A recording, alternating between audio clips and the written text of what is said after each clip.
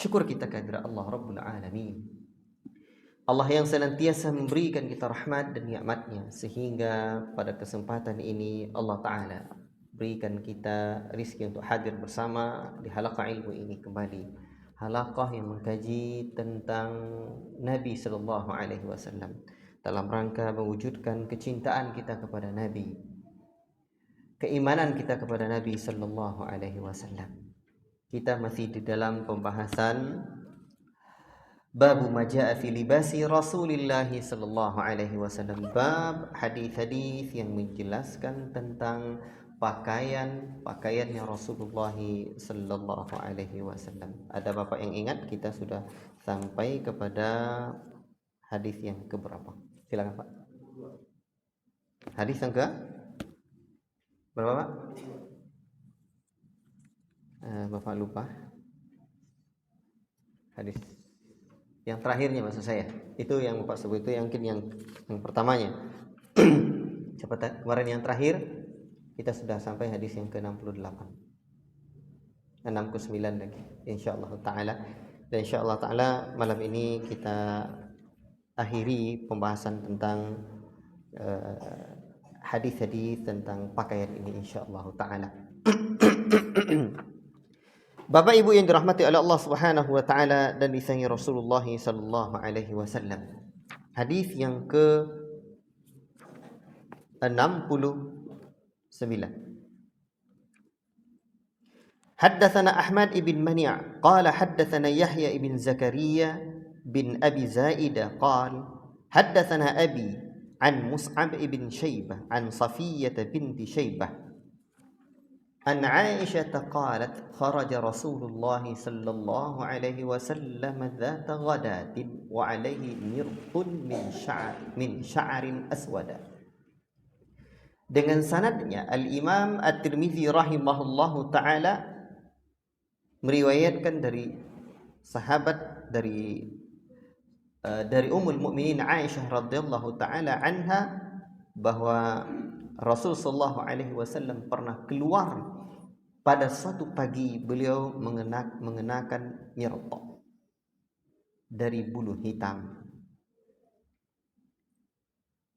Hadis ini ada catatan kaki Syekhul Abdul Razzaq. Kata beliau, Al-Imam At-Tirmidzi mencantumkan hadis ini dalam Kitabul Jami' dan Muslim meriwayatkannya tetapi dengan redaksi mirtun murahhal.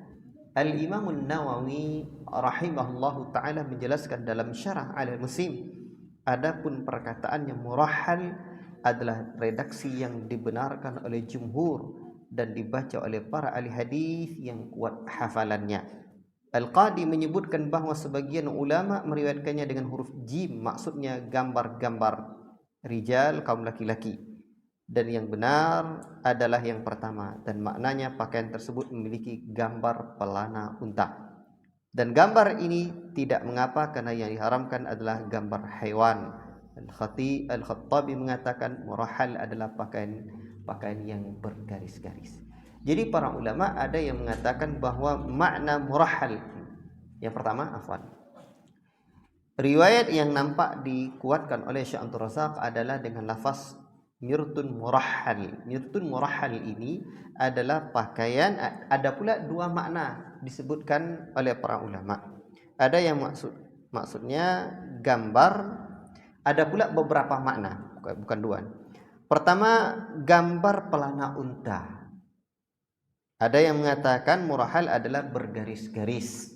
Kalaupun gambar pelana unta itu kan bukan makhluk bernyawa. Jadi memang dari dulu udah ada yang jago menggambar. Itu memang bakat sini.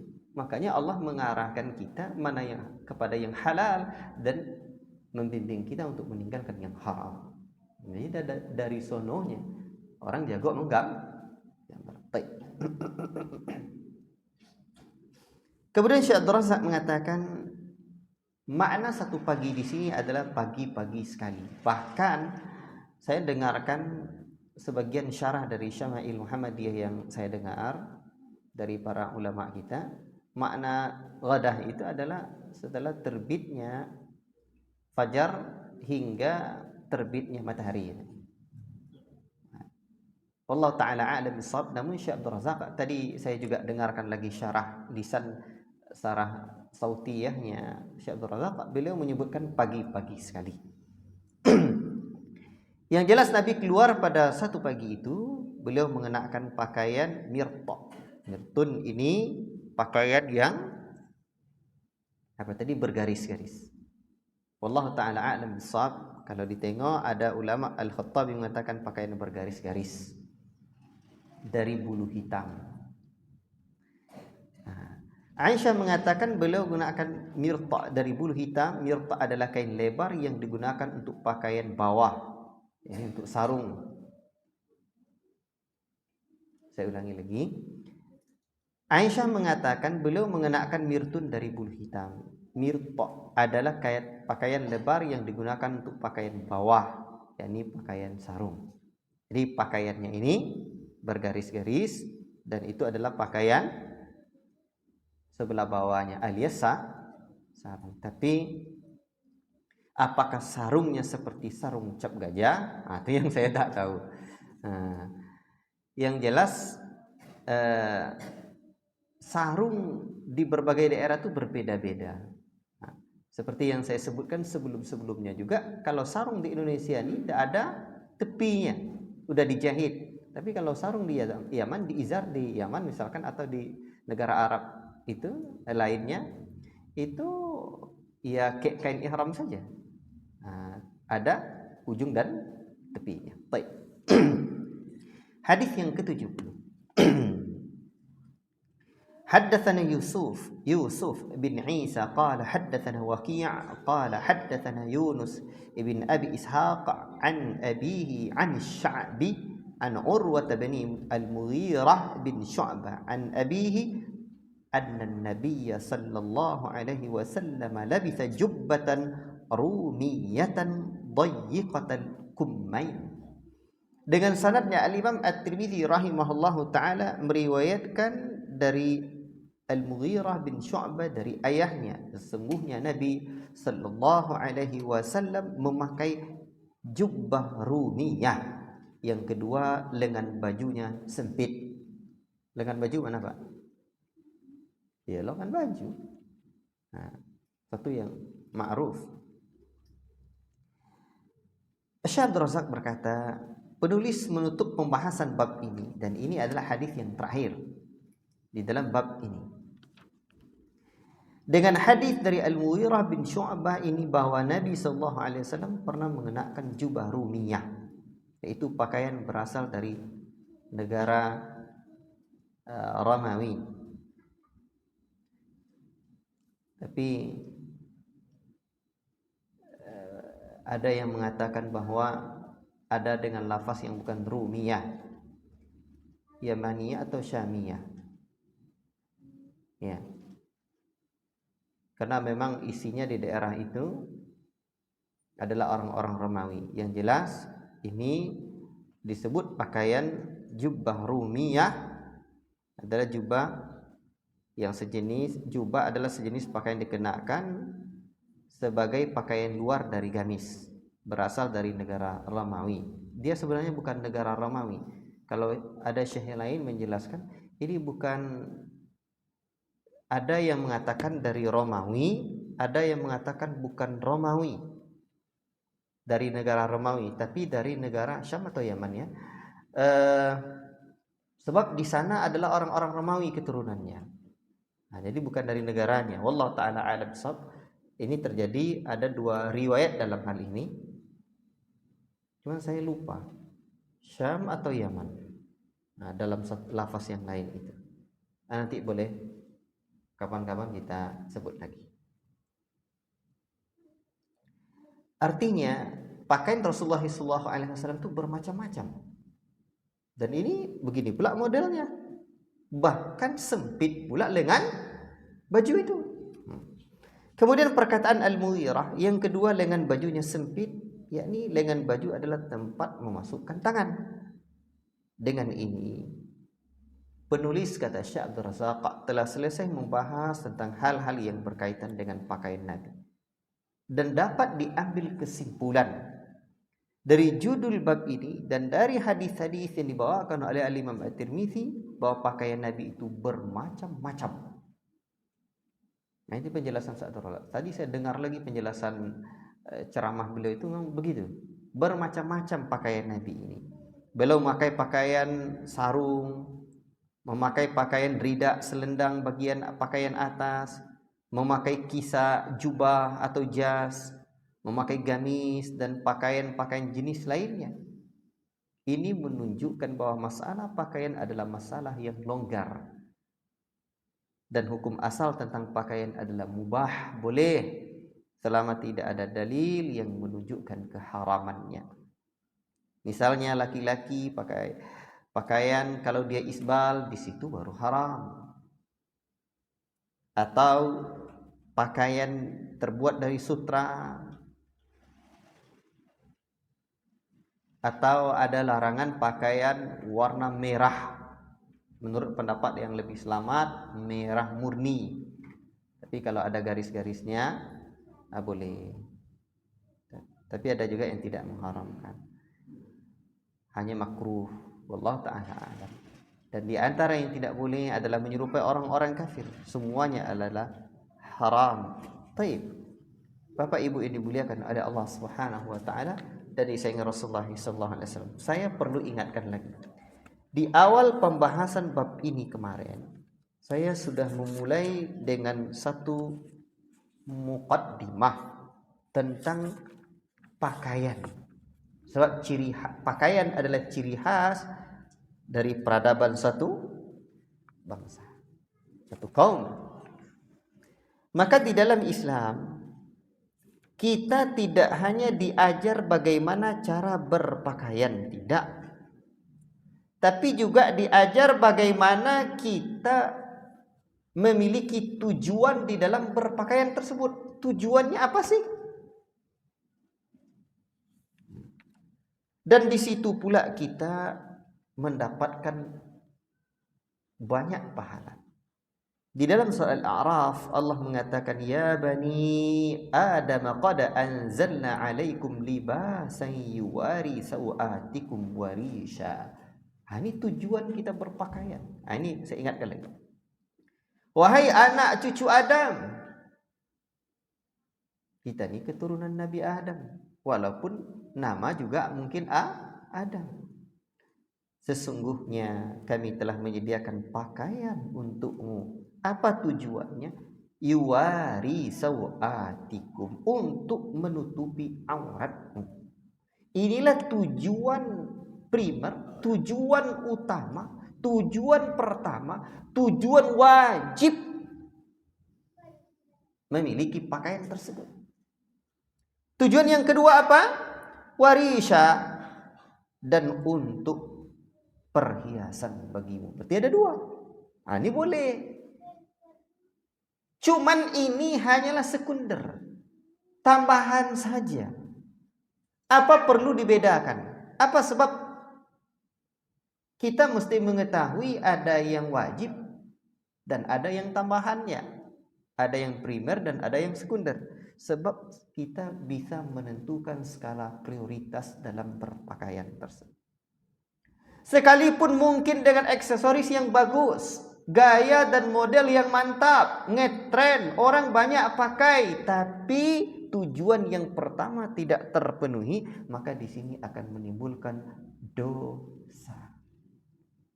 Yuwari sawatikum, menutup auratmu.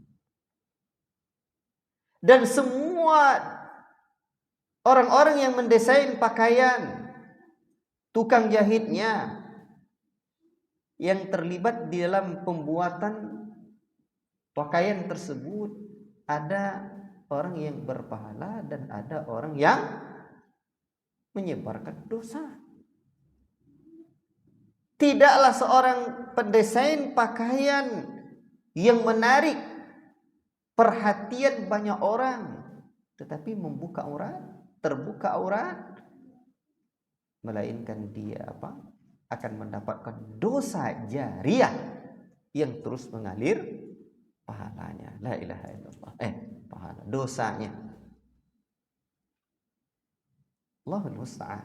Maka untuk itu perlu kita ingat, anak kita beli pakaian, diri kita beli pakaian, tengok dulu tertutup aurat atau tidak.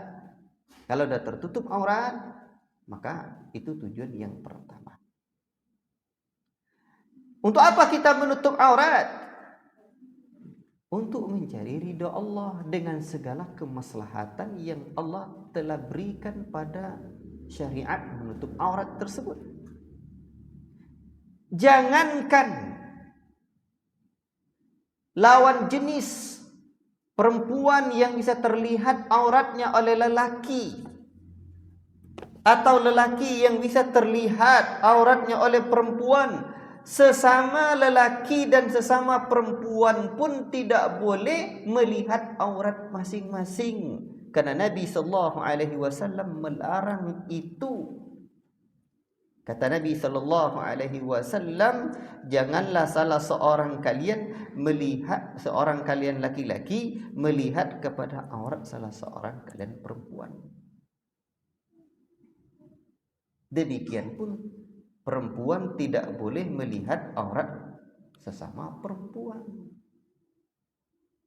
Dan itu Nabi sallallahu alaihi wasallam sudah sebutkan 14 abad yang lalu.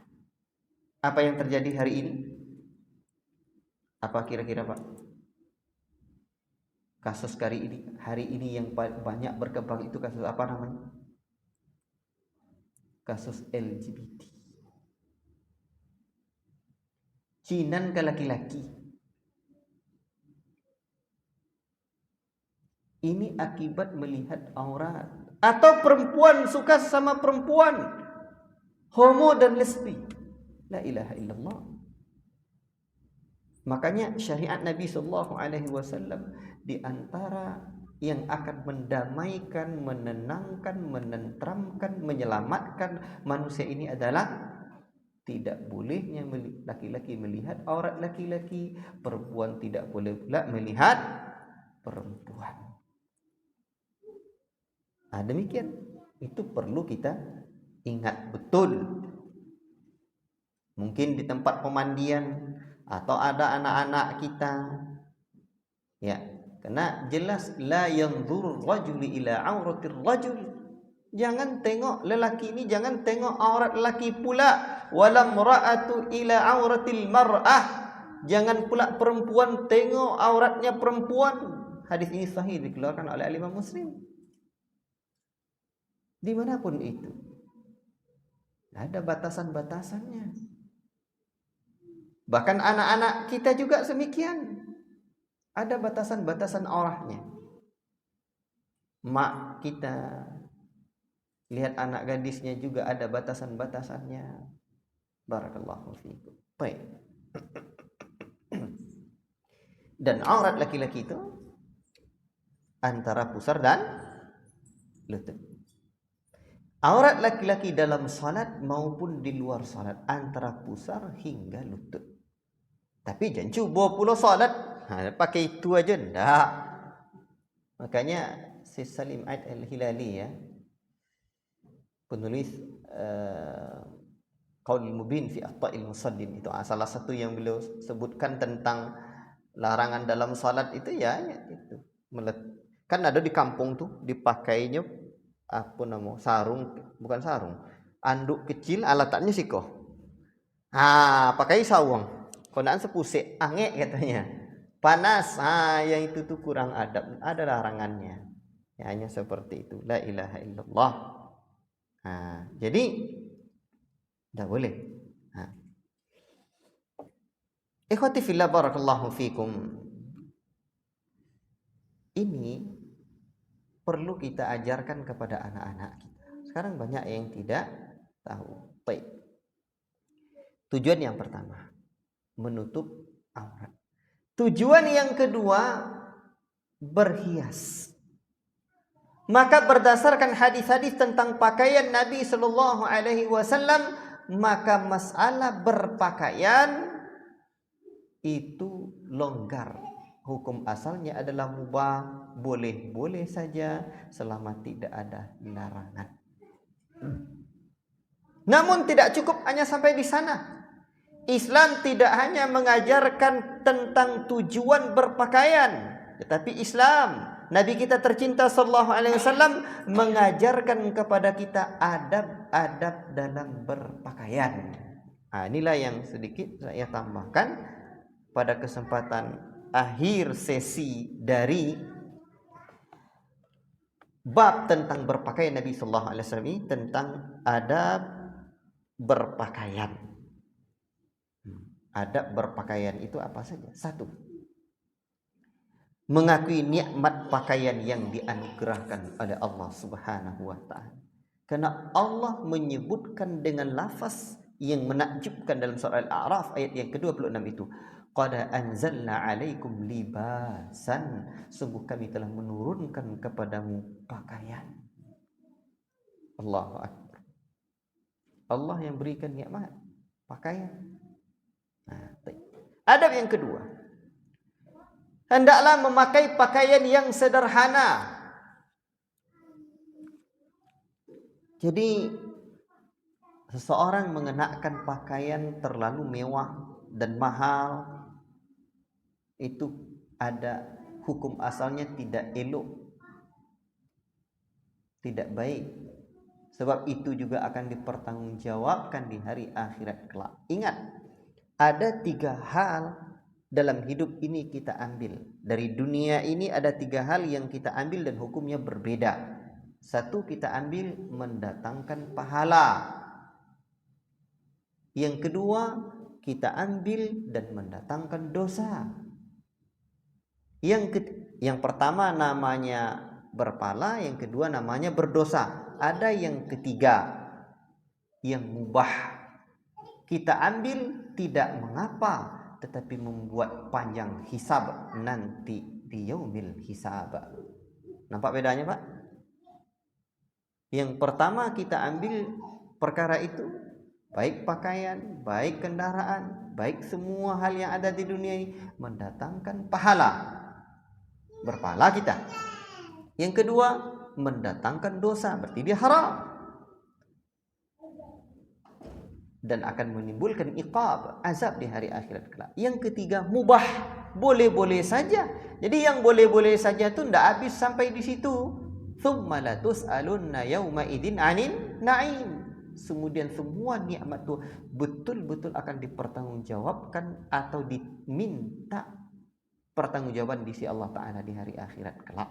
Maka yang mubah boleh-boleh saja, tapi akan membuat panjang hisab di yaumil hisab, di hari perhitungan kelak. La ilaha illallah.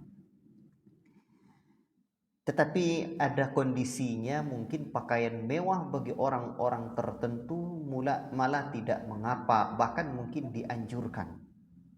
Mungkin dalam rangka dia berdakwah kepada orang-orang tertentu, dia seorang pembesar, mungkin manakala pakaiannya compang-camping atau pakaian lusuh biasa saja, itu nanti tidak begitu didengar dakwahnya.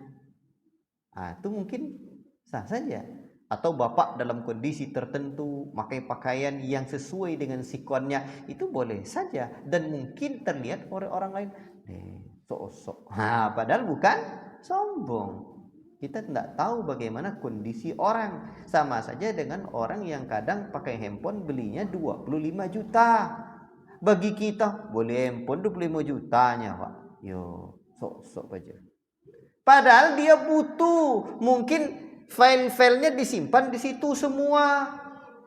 Itu dia. Itu tablet yang saya punya yang jelek-jelek kayak gitu 8 juta dulu harganya tuh, Pak. Bukan saya yang beli, orang yang ngasih. Itu dia. Jadi kadang orang tak tahu, padahal saya cuma dikasih mereknya Casio, kasih orang. Tapi tidak tertulis di situ. Samsungnya. Baik. Jadi Nabi sallallahu alaihi wasallam bersabda, "Innallaha jamil yuhibbul jamal." Sesungguhnya Allah indah, suka akan keindahan. Cuman al-kibru batarul haqqi wa ghamtun nas, sombong adalah menolak kebenaran dan suka meremehkan orang lain. Jadi sekalipun kita adabnya memakai pakaian itu sederhana, tetapi Jangan maknai sederhana itu compang-camping yang tidak terlihat indah, apalagi tidak bersih. Tidak. Kemudian ada satu hadis yang lain dikeluarkan oleh Imam Ahmad ibn Hanbal rahimahullah taala, man taraka al-libasa tawadu'an lillahi wa huwa yaqdiru alaihi da'ahu Allahu yaumal qiyamati ala ru'usil khalaiq. Ini mantap pula. Siapa yang meninggalkan pakaian dengan niat tawadu' karena Allah, padahal ia sanggup melakukannya, sanggup membelinya, sanggup memakainya, maka Allah akan memanggilnya pada hari kiamat kelak ala ru'usil khalaiq, di hadapan seluruh makhluk. Lalu apa yang terjadi? Lantas ia diperintahkan hatta yukhayyirahu min ay khulalil imani sya'a yalbisuha. Dia diperintahkan untuk memilih perhiasan iman mana saja yang ingin ia pakai. Allahu Akbar. Artinya dia akan diberikan kemuliaan di hari akhirat kelak dengan pakaian sorga, dan itu adalah balasan untuk dirinya karena dia dulu meninggalkan pakaian tertentu karena tawadhu' kepada Allah. Berarti pakaian ketawaduan ini adalah pakaian yang memang perlu kita kenakan. Makanya di dalam surah Al-A'raf tadi Allah menyebutkan walibasut taqwa dzalika khair. Pakaian ketakwaan adalah pakaian yang lebih baik. Allahu Akbar. Jadi mana posisi kita? Mana posisi ketakwaan kita dalam pakaian? Pakailah pakaian itu. Ada saatnya mungkin pakaian sederhana, mungkin di hadapan orang miskin begitu saja. Pakailah pakaian itu. Padahal kita bisa saja pakaian yang mewah mungkin, tapi karena mungkin orang miskin situ kalau ditanya, nengok dia pakaian kita, dia geleng-geleng kepala, atau mungkinnya berpikiran dia, awak miskin kali, dia pakaiannya saja harga dia, buah bajunya mungkin harganya 1 juta, 5 buahnya ada 5 juta. Ditinggalkannya pakaian seperti itu karena tawadhu', Allah akan muliakan ia di hadapan seluruh makhluk di hari akhirat. Tapi kalau dia mungkin butuh pakaian mewah pula di hadapan para pembesar dan raja-raja yang butuh nasihatnya didengarkan, kalau mungkin dia biasa-biasa saja, orang sepelekan untuk izzah Islam, untuk meninggikan al-haqq, dia pula butuh pakaian itu, dia silahkan. Mana pakaian ketakwaan kita? Mana kondisi kita bertakwa dalam pakaian? Pakailah pakaian itu. Bapak Ibu yang dimuliakan oleh Allah Subhanahu wa taala, maksud di sini juga adalah meninggalkan berfoya-foya dalam pakaian. Mungkin kadang cuma setahun punya pakaian, ada nanti dikasih mau, kalau udah ndak terpakai lagi, mungkin kasihlah sama orang. Baik. Azan, silakan dulu azan. Barakallahu fiik. Ikhwati fillah, barakallahu fiikum. Kita lanjutkan. Adab yang ketiga dari berpakaian adalah tidak mengenakan pakaian syuhra. Pakaian kata orang kini pakaian sensasional. Karena jenis pakaian tersebut sangat mewah dan berbeda dengan kebanyakan orang. Atau karena pakaian yang sudah lusuh dan compang-camping. Misalkan pakaian para fakir miskin, pakaian dikenakan oleh orang-orang yang mengaku zuhud, atau pakaian tertentu yang sengaja dikenakan agar menjadi terkenal di tengah masyarakat. Maka itu disebut dengan pakaian syuhrah. Pakaian dipakai berbeda dari orang dan tujuannya agar menjadi terkenal di tengah-tengah masyarakat. Ini kadang membuat terkenal senang aja, buat lain-lain pada ugang, copek terkenal. Jadi kalau tujuannya berpakaian tersebut, Pakaian seperti itu tujuannya mudah jadi terkenal di tengah masyarakat lain pada yang lain, itu syuhra. Dan ingatlah Nabi SAW menyebutkan dalam hadis yang sahih riwayat Imam Abu Dawud, Ibnu Majah dan yang lainnya, man labisa thawba syuhratin albasahu Allahu yaumal qiyamati thawban mislahu. Barang siapa yang memakai pakaian syuhrah, maka Allah Azza wa Jalla akan memakaikannya pakaian yang serupa pada hari kiamat. Thumma yulhabu fihi nar, la ilaha illallah. Kemudian dalam pakaian tersebut akan dinyalakan api neraka. Jadi pakaian syuhra itu tidak mesti mewah, tapi boleh jadi pakaian compang-camping. Orang biasa-biasa pakaian situnya awak buat beda-beda, biar terkenal. Maka yang seperti itu bisa nanti sumayul habu fihi nar, akan dinyalakan Allah di dalam pakaian itu nanti api, tentunya di neraka. Di dalam ada api, di luar ada api. Wal-'iyadu billah.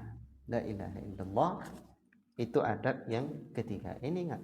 Jadi biasa-biasa juga lah pakaian. Nah, mana yang lebih masyarakat atau apa pakaian untuk ciri khas tertentu di daerah itu pakaian. Kalau kita seorang penuntut ilmu begini pakaiannya, ya pakailah. Nah, sesuaikan dengan kondisi yang ada. Kemudian adab yang keempat, memakai pakaian yang berwarna putih. Karena memang ada hadis yang menjelaskan tentang hal ini. Pakaian putih lebih baik dari pakaian yang lain. Walaupun pakaian lain tidak haram. Karena Nabi pernah menyebutkan dalam ini juga sudah kita baca hadisnya, ilbasus thiyabal bidha. Pakailah pakaian putih, fa innaha atharu wa atyabu wa kaffinu fiha mautakum. Pertemuan yang lalu kita baca hadis ini. Pakailah pakaian berwarna putih karena pakaian putih lebih suci dan lebih baik. Lebih suci dan lebih baik. Karena memang mudah dibersihkan. Dan kafankanlah jenazah kalian dengan pakaian putih. Jadi memakai pakaian putih itu memang ada keutamaannya. Baik. Yang kelima, adab berpakaian adalah memakai pakaian yang disebut dengan gamis. Gamis adalah pakaian yang amat disenangi Rasulullah SAW dibandingkan jenis pakaian yang lain. Hadisnya sudah pernah kita bacakan dalam Syama'il ini. Namun sebagian para ulama mengatakan bukan, ini bagian dari pakaian atau jibiliyah Nabi, pakaian kaum Nabi seperti itu. Jadi sebagian para ulama mengatakan bahwa bukan gamisnya itu, tapi putihnya yang lebih jelas nasnya. Namun kalau kita pakai gamis adalah karena memang mencintai Nabi, saya sayang sama Nabi, Nabi dulu pakai gamis, saya pakai gamis pula, kita dapat pahala karena sayangnya. Itu pendapat yang paling ringan, yang paling dalam bab ini. Namun ada juga ulama mengatakan tetap dianjurkan pakai gamis. Wallahu ta'ala alam. Seperti dan adab ini saya ambil dari buku Ensiklopedia Adab, dan ini buku wajib di pondok. Judul aslinya Mausu'atul Adab. Saya ngaji kitab ini di Masjid Al-Madinah di Al-Madinah di Jalan Ampi itu. Ya. Jadi menurut Syekh Abdul Aziz bin Fathi Sayyid Nada, tetap memakai pakaian gamis ini diutamakan. Wallahu ta'ala a'lam. Yang keenam, tetapi memang sekali lagi saya lebih cenderung ke pendapat yang mengatakan bahwa memakai pakaian itu lihatlah kondisi masyarakatnya. Bahkan coba ingat Syekhul Islam Ibnu Taimiyah rahimahullah ta'ala dan para ulama kita yang lain. Tadi di dalam syarah bab ini saya juga mendengarkan di antara syekh kita menjelaskan bahwa apabila hadisnya sudah jelas, dianjurkan suatu hukum. Namun untuk lita'lifil qulub, untuk mendekatkan hati, mendekati hati masyarakat, kita tinggalkan perkara yang jelas keutamaannya itu. Bukan yang wajib ya. Kalau jenggot wajib. Karena yang disuruh dalam jenggot tuh kalimatnya perintah, wafirul liha. Nah, itu beda. Jangan cukur pula jenggotnya adalah untuk dekati masyarakat. Tak tepat tuh. Ini perkara-perkara yang dianjurkan, yang memiliki keutamaan-keutamaan dan dia bukan wajib. Meninggalkannya karena ingin mendekati hati masyarakat sampai satu saat mereka bisa bergaul dengan kita, bisa menerima dakwah kita, cerita ya yang kita ceritakan tentang agama Allah ini, atau tidak menimbulkan hiruk pikuk. Seperti tadi saya dengarkan Syekh juga menyebutkan, seperti Nabi meninggalkan merubah bentuk bangunan Ka'bah karena khawatir kaumnya bisa menjadi kufur sebab masih baru. Yang seperti itu para ulama mengatakan buatlah, walaupun ada sunnah yang sudah tetap dari Nabi bahwa itu dianjurkan. Tapi dalam rangka li ta'lifil qulub, mendekati hati orang atau tidak menimbulkan, untuk menghindari kemungkinan mudarat yang akan terjadi, maka tinggalkanlah, tidak apa-apa. Nah, jadi nanti kalau kita balik kampung, jangan pula begitu mengaji semua pakaian di lemari rumah tuh buang, ganti gamis. Kalau memang kita akan pulang ke tengah-tengah masyarakat kita dan kitanya bukan dikenal sebagai buya, mungkin eloknya ndak dibuang. Pakaian tuh pakailah. Tapi kalau awak buya tambah semiri tahu rida tuh, pakailah tuh. Nah, itu ndak apa-apa. Orang tahu buya emang cedek itu kain. Nah, jadi lihatlah kondisi. Tapi kalau awak sering ke pasar, mereka pakai gamis putih pula, pakai pula, awak menggali lawak di pasar. Tuh lain nampak orang. Tengok kondisinya. Baik. Kadang-kadang orang takut dengan kita tuh bukan karena apa-apa, tapi katanya dia takut kepada kita. Kenapa? Karena pakaian seragam kalian itu katanya.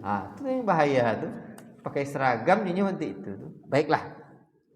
Kemudian yang keenam, memulai dengan yang sebelah kanan ketika berpakaian. Itu jelas. Dalam Bulughul Maram juga ada hadis tentang ini, dan itu tidak kita ragukan lagi, mulai dengan yang kanan dulu. Cuman yang jelas ya, penting ingat bahwa kita ajarkan anak-anak kita. Yang ketujuh, memulai dari sebelah kiri ketika melepas pakaian. Jadi kalau ketika melepaskannya mulai dari yang sebelah kiri. Jadi penggunaan mulai sebelah kanan, begitu mengeluarkannya, melepaskannya mulai dari yang sebelah kiri. Demikian pula dengan mengenakan sandal. Sebab sandal ini juga bagian dari pakaian.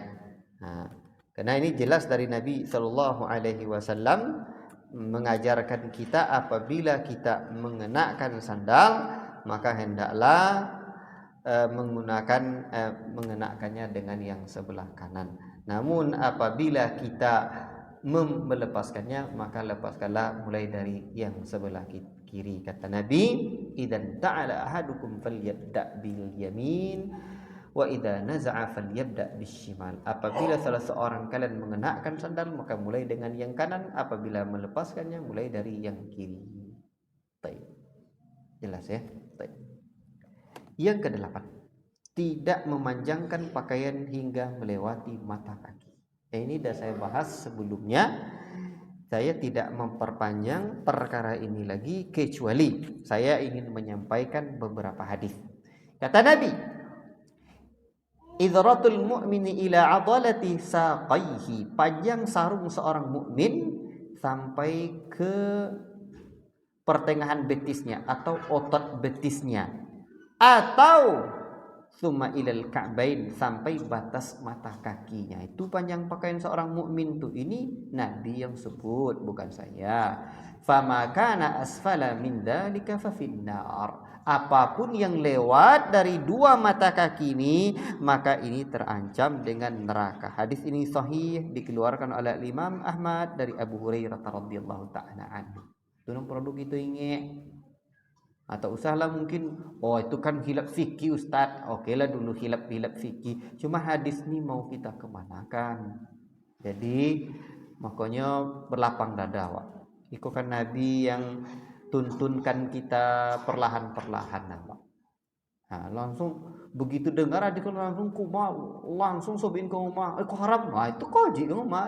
Tidak seperti itu. Hadis yang kedua dalam bab ini, ingatlah. Nabi pernah juga bersabda, wa iyyaka wa isbalal izar, jauhilah oleh kalian, sekali-kali jangan kalian isbal dalam pakaian kalian, sarung kalian. Sesungguhnya fa inna isbalal izari minal makhilah, karena sesungguhnya isbalnya izar bagian dari kesombongan. Wala yuhibbuhallahu, Allah tak sayang, Allah tak cinta, Allah tak suka.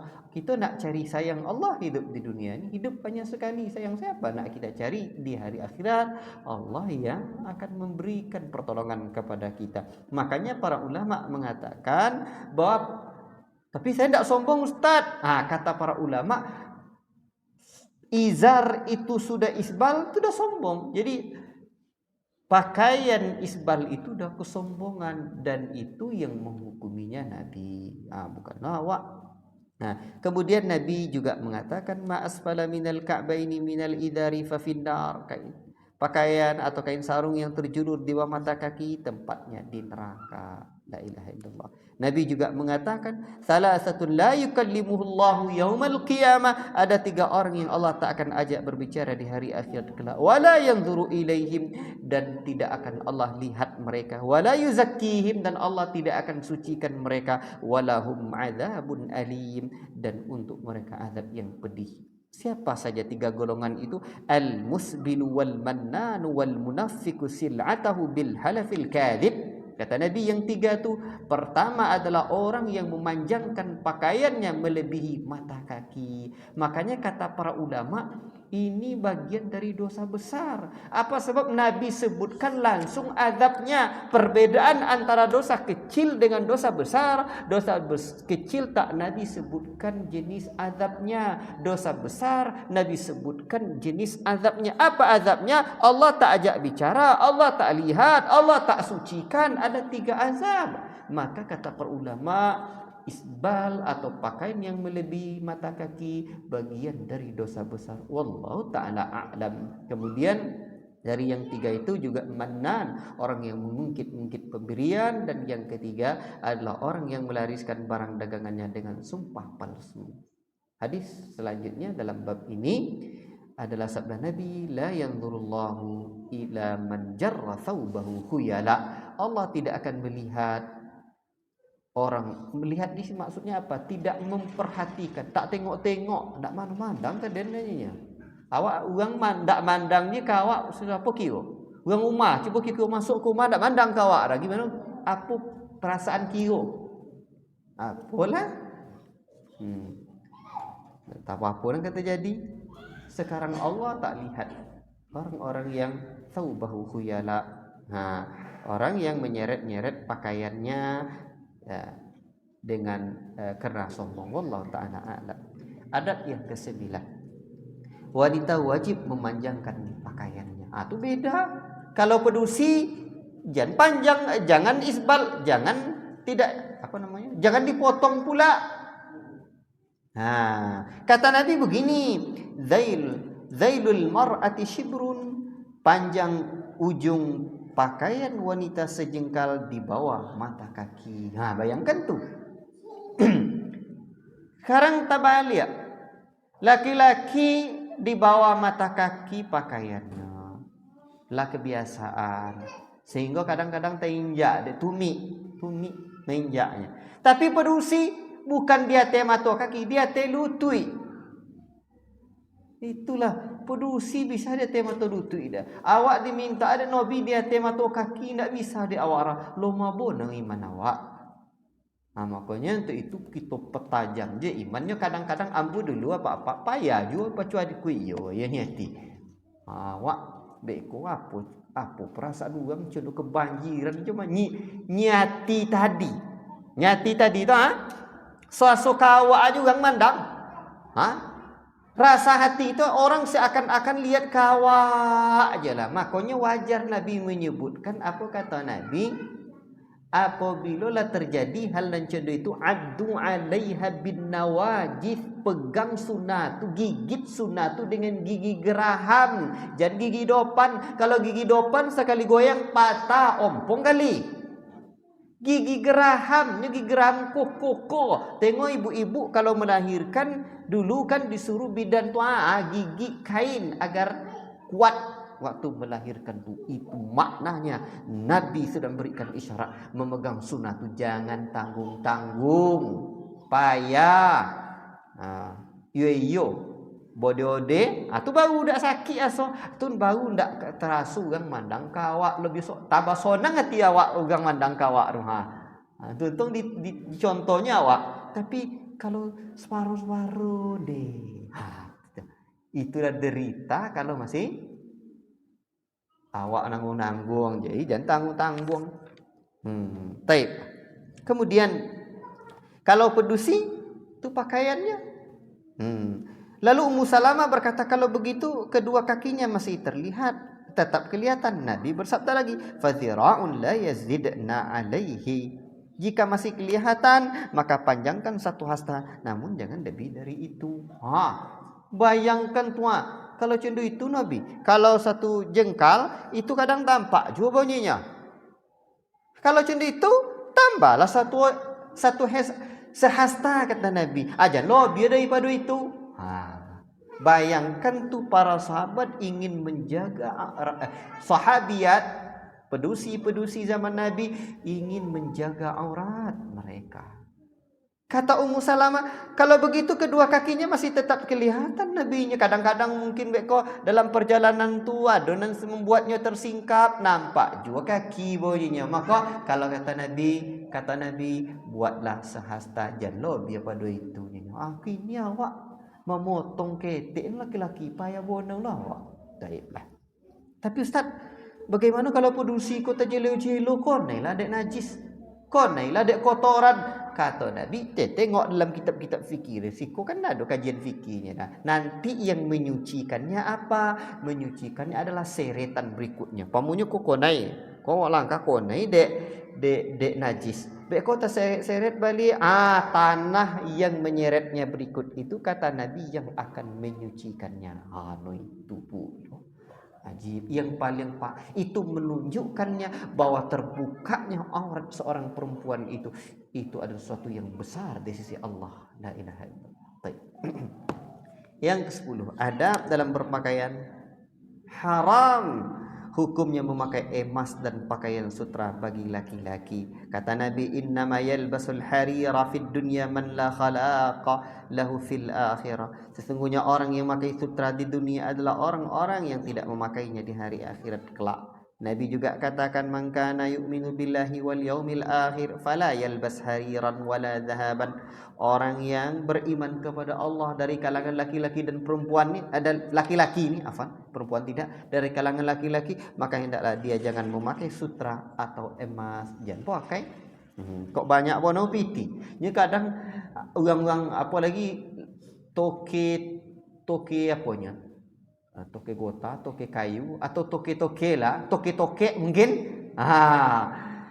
Ikan pakai ome, pakai kalung. Pakai kalungnya nak boleh. Tapi begitulah kadang-kadang lah banyak piti banyak itu so nang kena ndak diboli. Itu modelnya kalau cubalah besok banyak piti Pak. Tak percaya. Apa pun ndak diboli. Bayangkan tuh.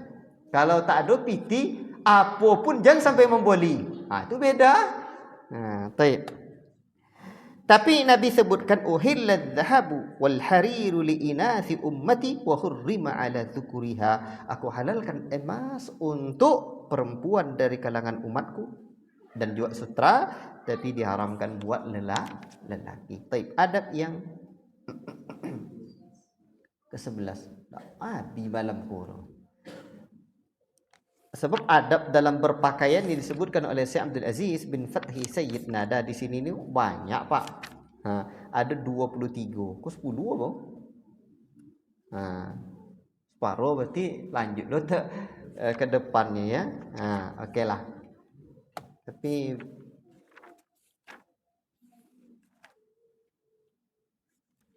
okey lanjut baca saya naik lagi. Putih bola besok. Ada riwayat tentang emas tadi. Karena ada tidak bisa juga kita selesaikan. Jadi begini. Terkadang kaum laki-laki boleh memakai memakai pakaian tertentu karena alasan medis. Kalau tiba darurat, itu boleh aja. Sebagaimana dispensasi Nabi sallallahu alaihi wasallam kepada Az-Zubair dan Abdul Rahman memakai pakaian sutra untuk menyembuhkan sakit gatal yang sedang mereka alami. Jadi ada gatal-gatal atau pakai sutra atau boleh, dan ternyata itu bisa menjadi penyembuh pula. Wallahu taala a'lam bis-shawab. Adab yang ke-11. Haramnya wanita menyerupai laki-laki dan laki-laki menyerupai wanita. Ikulah sama joleh dia awak. Cuman perlu diingat. Kata Nabi, la'anallahu al-mutasyabihati minan nisa'i birrijal wal mutasyabbihina minar rijali bin nisa. Allah melaknat kaum perempuan yang menyerupai laki-laki, demikian pula laki-laki yang menyerupai perempuan termasuk dalam pakaian. Jadi Rasul secara lebih tegas menyebutkan la'anallahu ar-rajula yalbasu libsatal mar'ati. Allah melaknat laki-laki menyerupai pakaian perempuan, wal mar'ata talbasu libsatar rajuli, dan perempuan memakai pakaian laki-laki. Baik itu dari sisi model atau dari sisi warna. Apabila di daerah-daerah tertentu warna itu warna untuk produksi. Pakaian warna-warni boleh, tetapi tengok pakaian kan ada daerah-daerah tertentu. Namun adalah daerah seperti di Afrika tuh, tengoklah di video-video kan, itu pakai laki-laki produksi sama ya warna-warninya kan. Itu beda pula. Jadi ini kembali kepada uruf namanya, kepada kebiasaan yang berlaku di satu tempat itu. Dulu pakai gamis itu di tempat kita aja perempuan, Pak. Iya kan ya? Seiring berjalan waktu lah mulai terjadi pergeseran. Adalah gamis laki-laki dan gamis perempuan, sebagaimana juga dulu begitu. Di Arab itu sendiri itu ada jenis pakaian kebesaran seorang mufti, seorang syekh. Itu ada jenis pakaiannya, ada jaketnya kan, jaket nama tuh. Dulu pakaian khususnya tambah dari jubah tadi. Itu jangan dipakai oleh perempuan. Barakallahu fiikum. Baik. Adab yang ke-12. Tidak menyerupai pakaian orang-orang kafir. Man tashabbaha biqaumin fahuwa minhum. Barang siapa yang menyerupai satu kaum, maka termasuklah dari golongan mereka. Wallahu taala a'lam bissawab. Saya kira pada kesempatan ini cukup kita sampai di sini dulu. Qadarullah kita tidak terkejar ya. Nanti apabila pertemuan ke depan selesai dan waktu masih panjang, ya kita sambung dengan bab berikutnya insyaallah taala. Wallahu taala a'lam bissawab. Dan bab yang ke-9 nanti, yaitu babnya adalah bab yang Masya Allah juga masih terkait dengan ciri untuk kita mengenal Nabi Sallallahu Alaihi Wasallam, dan ini makanan Rasulullah. Nanti bab 9 itu makanan Rasulullah, apa makan Nabi itu, kan perlu dia awak. Cukup sekian. Wassallallahu wasallam ala. Ya silakan. Salam. Iya. Apakah kita tidak berdoa? Karena apa kita tidak berdoa? Apa doanya? Baik. Jadi kedua Pak, pakai baju warna seperti kunyit Pak. Apa itu haram atau enggak? Ada hadisnya. baik. Warna kunyit itu apa wasawar? Ya warna kunyit lah. kunyit. Nah, apa nama orang? Kunyang poke. Nah, kalau uang awak nyobi kunyang dek kunyit lomak dek santan. Nah, jadi kalau warna kuning itu saya tidak tahu ada larangannya Pak. Allah Ta'ala alam boleh. Tidak ada larangannya. Yang ada larangan itu adalah warna merah tidak bergaris-garis. Adapun pertanyaan Bapak yang pertama tentang adab dalam berpakaian, apakah kita berdoa, dan pada pertemuan sebelum ini kita sudah sebutkan doa tentang mengenakan pakaian. Memang mengenakan pakaian ini ada doanya. Nanti boleh saya ulang lagi, namun secara ringkas pada kesempatan ini ketika hendak kita memakai pakaian maka hendaklah berdoa. Berdasarkan hadis diriwayatkan oleh Imam Ahmad, Abu Daud, At-Tirmizi, dan beliau mensahihkannya. Doanya apa? Allahumma lakal hamdu anta kasautanihi as'aluka min khairihi wa khairi ma suni'a lahu wa a'udzu bika min syarrihi wa syarri ma suni'a lahu. Artinya, ya Allah, hanya milikmu segala pujian. Engkaulah yang memberi pakaian ini kepadaku. Allah yang kasih pakaian itu. Aku memohon kepadamu agar memperoleh kebaikan dan kebaikan yang diciptakan karena pakaian ini, atau kebaikan yang ada padanya ini. Dan aku berlindung kepadamu dari kejahatan maupun kejahatan yang ada dalam pakaian ini. Allahu Akbar. Tidak dapat bahasa Arab tadi Ustaz. Iyalah orang Arab Melayu. Bahasa doa, ingatlah ya Allah, berilah kebaikan yang ada dalam pakaianku dan Allah berlindung dari keburukan yang ada dalam pakaian itu. Ya, sah saja, boleh saja. Dan apa keburukan yang ada dalamnya? Banyak. Itu menunjukkan pakaian itu ada yang baik dan ada yang buruk. Walaupun mungkin terlihat cantik, tapi ada keburukan yang terkandung di dalamnya. Maka kita perlu berdoa dan waspada. Wallahu ta'ala alam. Silakan Pak. Silakan. Menurut Imam Hanafi, Imam Hambali, Imam Hanafi, Syafi'i itu makruh kalau tak sombong. Jadi Bapak bilang haram. Itu ada dua. Ya ada kontroversi itu Pak. Jadi kita menurut kacamata mana yang harus pakai? Baik. Jadi begini. Sebenarnya ini udah 2 kali pertemuan. Saya ringkas Pak ya sekarang. Saya jawab ringkas dulu karena ini butuh majelis khusus untuk membahas perbedaan itu. Begini. Perbedaan pendapat di kalangan para ulama di dalam bab ini kita akui. Ya. Bahkan Al-Imam Nawawi juga mencantumkan ini di dalam Syarah Sahih Muslim. Apa sikap yang paling baik? Dulu Pak, karena saya dididik di atas mazhab Syafi'i. Di kitab di pesantren dulu kitab-kitab Syafi'iyah yang kita pelajari. Dan kita cinta dan sangat sayang kepada Imam Syafi'i. Karena Imam Syafi'i sendiri adalah nasirus sunnah, pembela sunnah. Namun ada sebuah ungkapan dari sekian perbedaan pendapat para ulama, khuruju minal khilaf aula, keluar dari perbedaan pendapat para ulama adalah lebih selamat dan insyaallah lebih menenteramkan jiwa. Jadi waktu itu saya masih isbal, pakaian saya masih di bawah mata kaki. Lalu lama saya berpikir terus, iyalah kalau seandainya tidak haram. Kalau haram, bagaimana pertanggungjawaban saya di hari akhirat kelak? Pikiran saya waktu itu, maka lebih baiklah karena berdasarkan hadis-hadis yang tadi ancamannya teramat sangat dahsyat. Maka untuk itu, karena ini hadis-hadis dari Nabi, maka bukan saya tidak muliakan para ulama, cuma saya khawatir tentang diri saya, bagaimana saya mempertanggungjawabkannya di hari akhirat kelak. Maka saya pilih, saya potong celana dan pakaian-pakaian saya. Akhirnya apa? Saya mendapatkan hati saya tentram, tenang, damai. Alhamdulillah. Itu mungkin jawaban dan pengalaman hidup saya, Pak. Itu dia.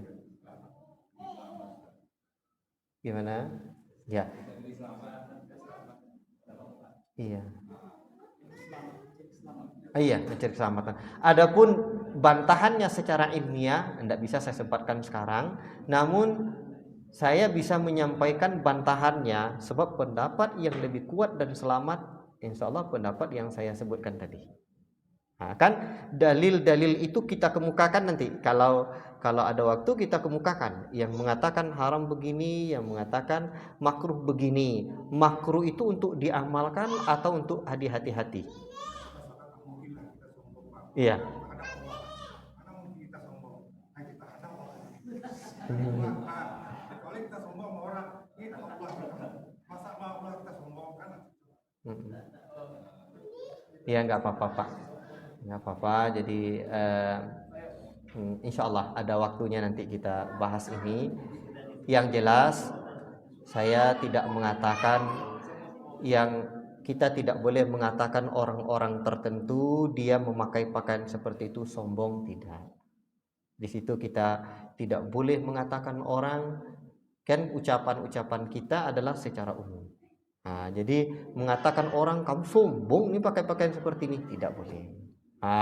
Di situ. Cuman memang yang tadi saya merasakan semakin kita mengaji hadis-hadis nih, semakin kita memahami sunnah-sunnah nih, semakin kecintaan hati kita pada Nabi semakin kuat, maka akan semakin ingin kita mencontoh Nabi. Nabi dulu bagaimana pakaiannya? Bagaimana, apakah Nabi memakai pakaian di bawah mata kaki atau di atas mata kaki? Saya belum jumpai Nabi pakaian Nabi di bawah mata kaki.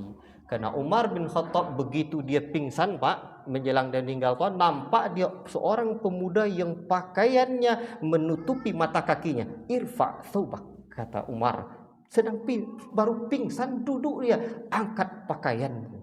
Masa dalam kondisi sekarat seperti itu Umar memperhatikan orang, angkat pakaianmu. Dan Nabi sayang kepada Umar.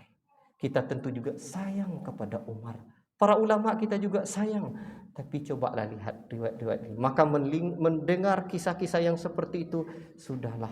Hari ini saya berupaya dengan hidup yang sekali ini mencintai Nabi. Adapun masalah halal haram itu bukan wilayah saya. Waktu itu pikiran saya, sekarang wilayah saya adalah bagaimana saya menyelamatkan diri. Umar begitu duduk dari pingsannya sadar, irfa sobak, angkat pakaianmu. Ajib, itu menunjukkan bahwa menutupi mata kaki itu lebih baik mungkin kita hindari. Oke lah dulu mungkin bukan haram tapi makruh. Makruh itu apakah untuk kita buat ataukah untuk kita hindari? Maka yang lebih selamat insya Allah. Namun memang perlahan-perlahan. Tidak mungkin juga kan Bapak bertanya, saya terangkan, itulah pengalaman saya sedikit Pak. Yang benar dari Allah, yang salah dari pribadi saya menyampaikan. Khilaf para ulama ada dalam kitab-kitab terjadi seperti itu. Wallahu ta'ala a'lam bishawab. Allah manfa'na bima 'allamtana wa 'allimna bima yanfa'una wa sallallahu sallama ala nabiyyina Muhammad wa ala alihi wa sahbihi ajma'in. Wassalamu alaikum warahmatullahi wabarakatuh.